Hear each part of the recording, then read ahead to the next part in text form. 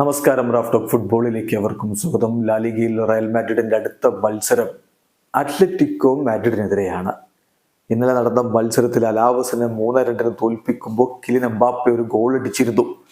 പക്ഷേ എംബാപ്പയ്ക്ക് പരിക്കിന്റെ ലാഞ്ചന, അങ്ങനെ അദ്ദേഹത്തെ സബ്സ്റ്റിറ്റ്യൂട്ട് ചെയ്തു.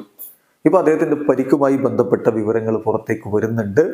അത്ലറ്റിക്കോ മാഡ്രിഡിനെതിരെയുള്ള കളിക്കും അതിനുശേഷമുള്ള പ്രധാന മത്സരങ്ങൾക്കും എംബാപ്പെ ഉണ്ടാവില്ലേ എന്ന ആശങ്ക ആരാധകർക്കുണ്ട്. ഈ ഘട്ടത്തിലാണ് ഇതിനെക്കുറിച്ച് ഇപ്പം ആഞ്ചലോട്ടി പറഞ്ഞ മറുപടി നമ്മൾ നോക്കുന്നത്. പിന്നെ മറ്റ് സ്പാനിഷ് മാധ്യമങ്ങൾ അദ്ദേഹത്തിന്റെ കാര്യത്തിലുള്ള വിവരങ്ങൾ കൂടി നൽകുന്നുണ്ട്, അതുകൂടി നമുക്ക് നോക്കാം. ആഞ്ചലോട്ടി പറയുന്നത് കിലിൻ എംബാപ്പെ ഈസ് ഫൈൻ. ഇന്നലത്തെ കളിക്ക് ശേഷം പോസ്റ്റ് മാച്ച് പ്രസ് കോൺഫറൻസ് അദ്ദേഹം പറയുന്നു കിലിൻ എംബാപ്പെ ഈസ് ഫൈൻ. അദ്ദേഹം കുറച്ച് ടയേർഡായിരുന്നു, പിന്നെ സബ്സ്റ്റിറ്റ്യൂഷൻ ആവശ്യപ്പെട്ടത് റിസ്ക് എടുക്കേണ്ട എന്നുള്ളത് കൊണ്ടാണ് എന്നുകൂടി ആഞ്ചലോട്ടി പറയുന്നുണ്ട്. എന്നാൽ സ്പാനിഷ് മാധ്യമങ്ങൾ നൽകുന്ന റിപ്പോർട്ട് അനുസരിച്ച് എംബാപ്പയ്ക്ക് അദ്ദേഹത്തിന്റെ തുടയുടെ ഭാഗത്ത്, റൈറ്റ് തുടയുടെ ഭാഗത്ത് ഡിസ്കംഫേർട്ട് ഉണ്ട്, മൈനർ ഡിസ്കംഫേർട്ട് ഉണ്ട്.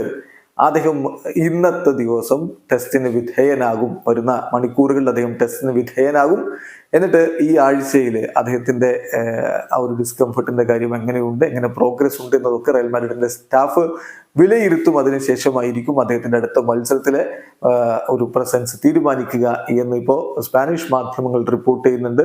ഹോസെ ലൂയിസ് സാഞ്ചസിനെ ഉദ്ധരിച്ചുകൊണ്ട് അക്കാര്യം നമ്മുടെ നാട്ടിലെ സുഹൃത്തുക്കൾക്ക് ഏറെ വിശ്വാസമുള്ള ഫബ്രീസിയോ റൊമാനോയും റിപ്പോർട്ട് ചെയ്തിട്ടുണ്ട്.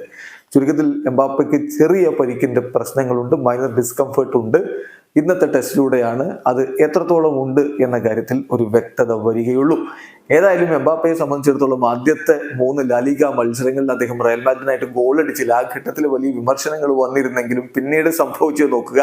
റയൽ ബെറ്റിസിനെതിരെ ഇരട്ട ഗോളുകൾ, റയൽ സോസിഡാഡിനെതിരെ ഗോള്, എസ്പാന്യോളിനെതിരെ ഗോള്, ഇപ്പോ അലാവസിനെതിരെയും ഗോൾ അടിച്ചിരിക്കുന്നു. 5 ഗോളുകൾ ഓൾറെഡി ഈ സീസണിൽ ലാലിഗയിൽ അദ്ദേഹം നേടിക്കഴിഞ്ഞു.